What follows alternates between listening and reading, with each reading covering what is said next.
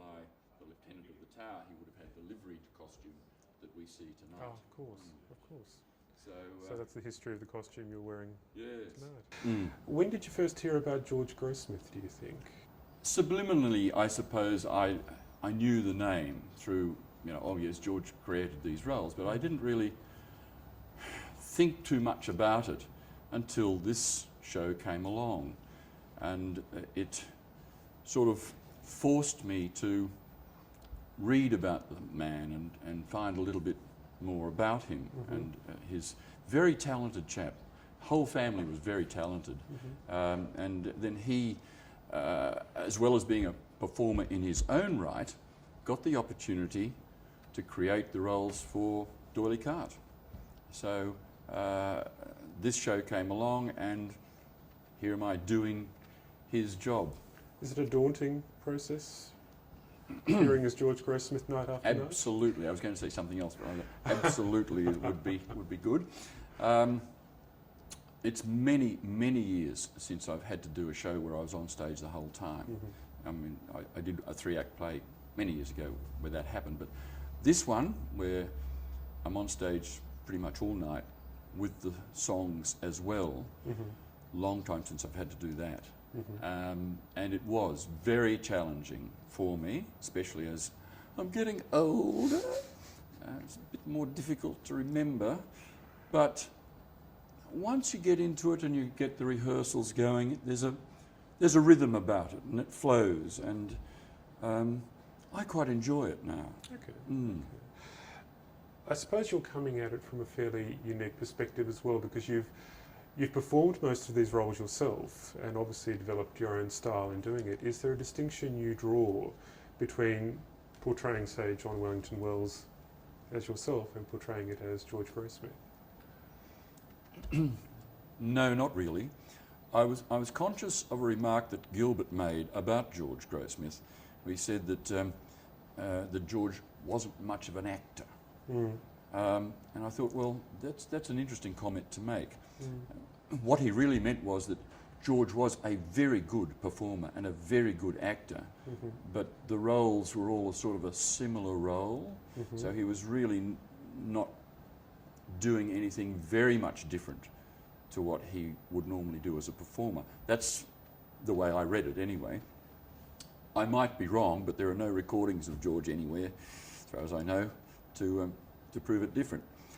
So I approach each character when I'm performing that character, and I try to make each one different. I do different mm-hmm. makeup and all sorts of different things. With George, in this context, there's no time to do any real significant, obvious changes. So I just put on a little bit of a different voice. There's the odd moustache that I use, and just go and do it, really. Excellent. So, have you gone into any particular research to discover what George Grossmith might have been like, or this sort of performer, or did you really draw your inspiration from Melvyn Morrow's text? Excuse me. From the text, mm-hmm. initially, and then I managed to acquire a biography written by Tony Joseph mm-hmm. when I was in England last year, and I read that, and that gave me some more insights into his character. But I've always been pretty good at analysing text, and I seem to have an ability to empathise with characters. So I'm just sitting here in this environment being George in that fictitious context, if you like, of this show, mm-hmm. and I just say the lines as I think he would have said them, as he would have felt them mm-hmm. At that time. So that's about all I do. Okay, so it's a real marathon effort on stage. What are the particular challenges of being on stage the whole time, meandering your way through all these different aspects of George Grossmith's life? Terror. You get to the stage where you launch into a song and you think, what am I about to sing? How did I get here? Well, I mean, a lot of performers go through that, I think. Mm-hmm. But the show really motors along. It doesn't sort of slow down too much, and you find yourself going into a number in a different character at the click of a finger, really. One of the biggest challenges I had was learning French verbs because I didn't do French at school, so I can't read the menus. But one of the greatest joys of this show is doing French verbs. I really quite enjoy it. And there are a number of songs that are very enjoyable. There's a lot of Grossmith's own material in this show. Is it along similar lines, do you think, to Gilbert and Sullivan? Do you think he was greatly influenced by Gilbert and Sullivan, or is it stylistically, as a performer, do you find it stylistically different? I would say so, but then I haven't made a study of the other musical genres that were happening at the time, so I don't know what really influenced him. Because he was an established performer before he came to D'Oyly Carte, and he was writing stuff for a couple of years before then. So I really don't know what influenced him. It might have been his father or the rest of his family. They were all very musical, so I really can't answer that. Okay. I'd like to be able to. You made a pretty good stab at it.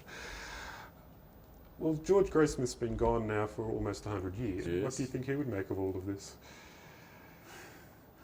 I think he'd be pretty impressed that there was a show about him. Mind you, I think he had his own ego, and I think he always felt that he may have been not quite as appreciated as he should have been. Mind you, he didn't live for very long after he left D'Oyly Carte. He died when I think he was 65 in 1912. Yes. So, but then he went on an extremely lengthy tour. He was doing shows from city to city, a lot of physical effort. So I think it wore him down in the end. Yes, yes. He's said to have been absolutely terrified of Gilbert too. His final words. Yeah, well, I don't know about that. I'd like to have known Gilbert. No, I really would. Yes. I say that because my mother was a director in the theatre. She was an autocrat. Oh, dreadful. And I suspect that she and Gilbert would have had a lot in common. Yeah, I'd like to have met him. Okay, that's a double-edged compliment. I think we might pretty much finish it there, actually. All right. Thank you very much. That's all right. Pleasure.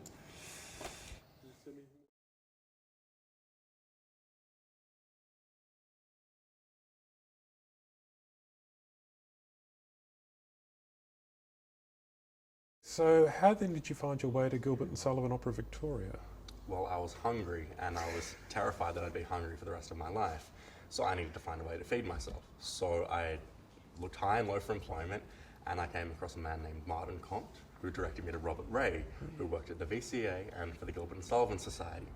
So I auditioned for, I went into Robert Ray's office and auditioned for him and played for him. He required me to improvise something to see if I could play for dance classes, and he required me to sight read. For improvising, I think that I could do it to a rough extent. That said, when I started playing for dance classes, it'd be simple things like you'd ask for a 4/4 and I'd play a 3/4 kind of thing. I don't know how I made those kind of mistakes, but I did, and somehow the man had the grace to stay with me.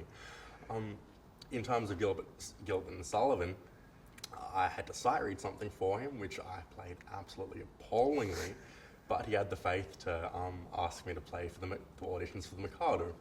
I did. I didn't think that I did too well, but I practiced really, really hard because this was the kind of thing that I really, really wanted to do. I was scared this was my future at stake.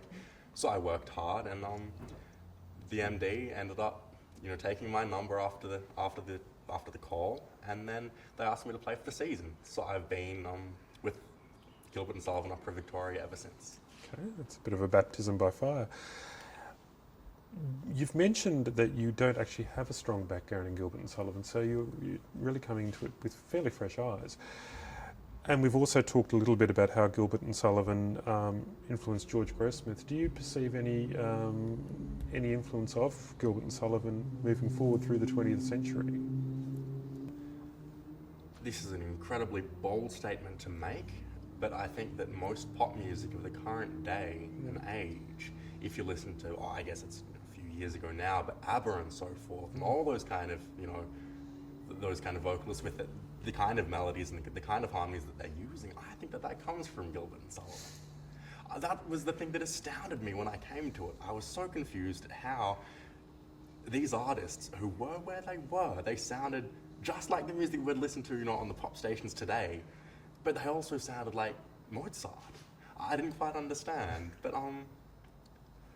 yeah. So using that analogy, would you then suggest that maybe George Grossmith was a pop singer of his day? He was, without any doubt. I believe that people thought so. If you talk to members of the wiser generations, you find out that his music were the things that they sung at the dinner table and so forth. So I think they were definitely the pop stars of the day. You mentioned Titwillow is a bit of a favourite. Where did you first hear Gilbert and Sullivan? Did you have a background in it at all? No, not at all. I'd never heard of them before.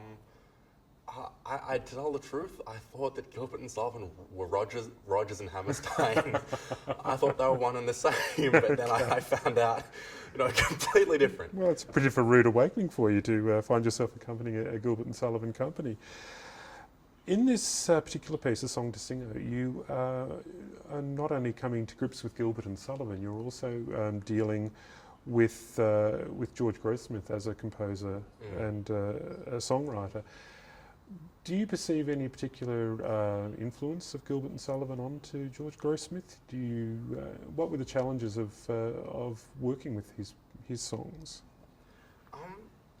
Well, to be brutally honest, and this isn't an insult to George Grossmith, I guess, but there is a deal of musical simplicity in the work. In terms of the harmony of it, it is quite basic. Melodically, it's basic, and what always confused me about Gilbert and Sullivan, the music is beautiful. The melodies are catchy, and you're always smiling after rehearsals, but you just wonder, they're composing this kind of music, and George Grossmith's music as well, in a time when so many harmonic innovations were taking place, and you can't really see any of that in Gilbert and Sullivan's music. So I guess that was the first thing you had to deal with. You've got to find ways to love it, which isn't hard. You just sing the melody and you enjoy it. But I guess you've got, for me, how do I say this properly? I believe that part of the influence from, of course, George Grossmith, I believe, with the music that I play and the music that I hear, I can hear an influence of Gilbert and Sullivan. Whether that was intentional of Grossmith or not, I don't know. But there's a lot of similarities in the way that the music's constructed, in all the musical elements. But I believe that all the composers and all the writers were strongly influenced by music of the early classical and Baroque periods. Part of the reason for this, I believe, is because, and I hope that I don't regret saying this when I find out more, is that Sullivan was on the Mendelssohn Scholarship. Now, if you look to who Mendelssohn was an architect. Sorry, no, not an architect. He was very interested in musical history. He studied the music of the past, wrote oratorios, wrote much music in the style of the old Baroque masters. So the way that I see it, the music from that time carried forth through to Mendelssohn, through to Sullivan, and then some of that influence can be seen in George Grossmith's music. Excellent. I think we might finish it there. All right. That's okay? Okay. Thank you. That's very good.